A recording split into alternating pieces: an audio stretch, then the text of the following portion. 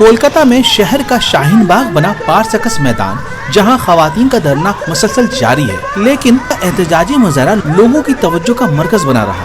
शादाब अली नामी एक शख्स को आज दिन में घंटों आसमान को तकते हुए NRC का विरोध करते हुए पाया गया।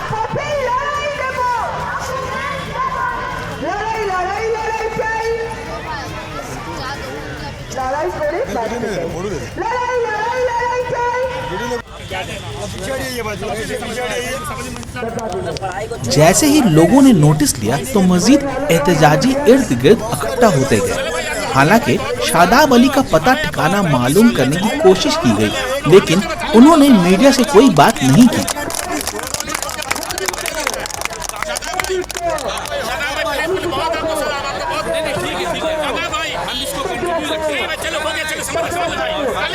चलो